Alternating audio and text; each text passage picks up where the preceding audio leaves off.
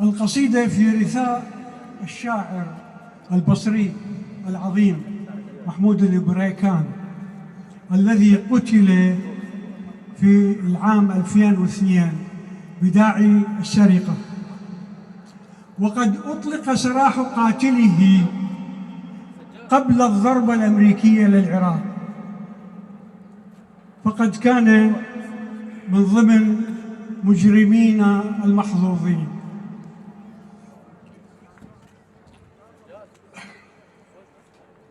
في القصيدة أيضا استعارة من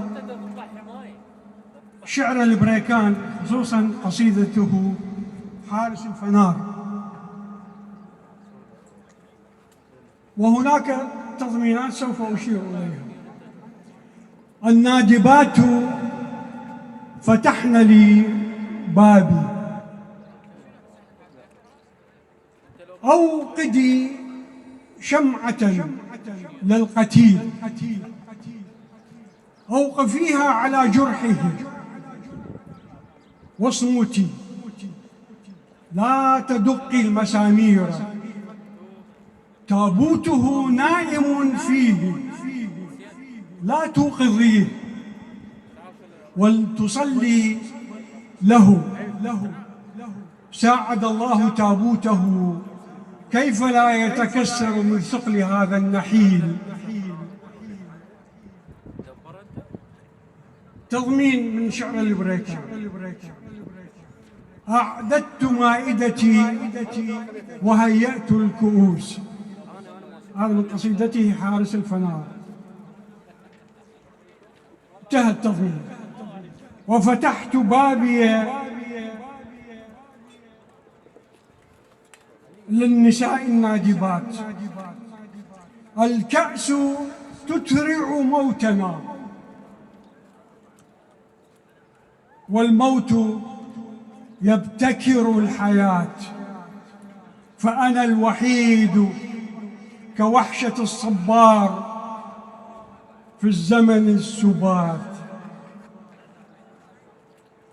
النادبات سألن عن اسمي فأخطأت الجواب، هذا زمان صار فيه التمر من حق الذباب. النادبات مسحن عن وجهي ملامح قاتلي، وأعدن لي وجهي القديم، وجه القرامطة الأزارقة الحفاة الهاربين من المذابح للمذابح في دهاليز الولاة، النازعين وجوههم خوف التورط في الصفات، اللاجئين من الجنود إلى الذئاب. تضمين: فمتى يجيء الزائر المجهول، أوقدت القناديل الصغار ببقية الزيت المضيء، فهل يطول الانتظار؟ انتهى التضمين.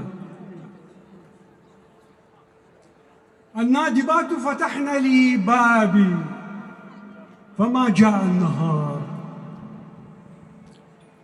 يا تمثال السياب لا تبكي على حزن الناس، فأنا أحلف بالعباس. القنطار سيلمع ثانية في باب سليمان، باب سليمان مدينة في أبي الخصيب.